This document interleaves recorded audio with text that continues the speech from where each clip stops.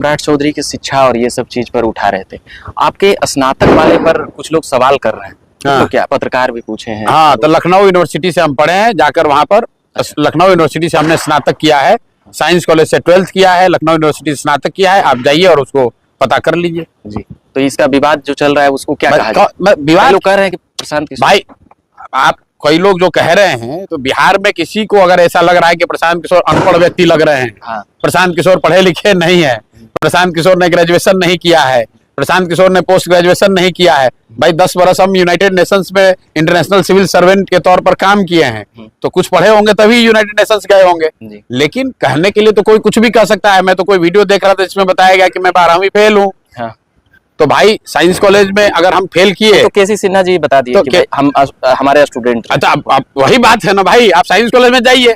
हम कोई सम्राट चौधरी तो है नहीं कि कहेंगे कि यूनिवर्सिटी ऑफ कैलिफोर्निया पता करने जाइए।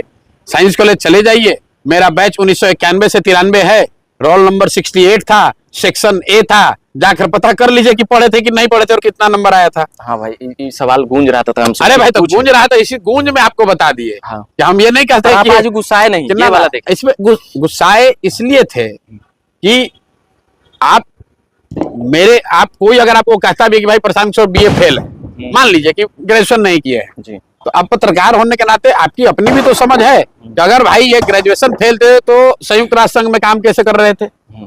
ये तो नहीं संभव है। किस सब्जेक्ट में किए थे प्रशांत?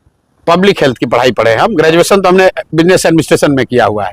लेकिन मैं आपको ये बता रहा हूं कि अगर हम पढ़ाई नहीं किए तो संयुक्त राष्ट्र संघ में गए कहां से? ये इसलिए ये तो पत्रकार लोग को समझ में आना चाहिए ना। लेकिन ये इसलिए आरोप लगा ना कि तेजस्वी और सम्राट जी। अरे ठीक बात है। अरे भैया, इतना अच्छा से शांति से, अब इसलिए कहते हैं कि इतने ही शांति से कभी आप सम्राट चौधरी के साथ भी बैठते और बैठकर ये सवाल पूछते तो बड़ा मजा आता। वो तो कहते हैं कि एफिडेविट में अप्लाई करिए, तो एफिडेविट तो उनका आ गया। हाँ। अभी एफिडेविट उनका आया है। हाँ।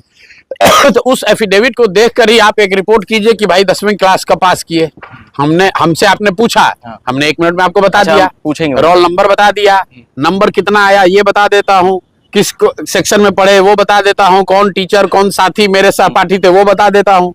ये लोग कौन से एफिडेविट में ऐसा क्या लिखा कि 10वीं क्लास पास किया, आज तक बताए नहीं। और तो पूछना चाहिए। और इंटरव्यू में बोलते हैं कि मतलब अपना लाइए एफिडेविट पता कर। अच्छा, एफिडेविट तो आ गया ना, पब्लिक आ गया। अभी हम पूछेंगे कि सम्राट चौधरी और मंगल पांडे ने चुनौती तो स्वीकार कर लिया आपकी, मतलब वो उतर गए हैं मैदान। हाँ, मैदान में उतर गए हैं, तो अब मुकाबला होने दीजिए। जनसुराज किसको किसी का नहीं, दोनों जगह नामांकन दिया हुआ है।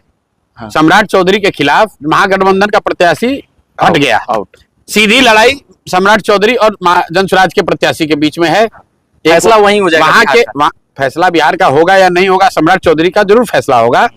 तारापुर में डॉक्टर साहब चुनाव लड़ रहे हैं। एक डॉक्टर हैं जो पेडिट्रिशियन है, डबल MD हैं, और वहां के बड़े शिशु रोग विशेषज्ञ हैं। वो वहां पर जनसुराज के उम्मीदवार हैं और सम्राट चौधरी के सामने सीधे मुकाबला में वही है।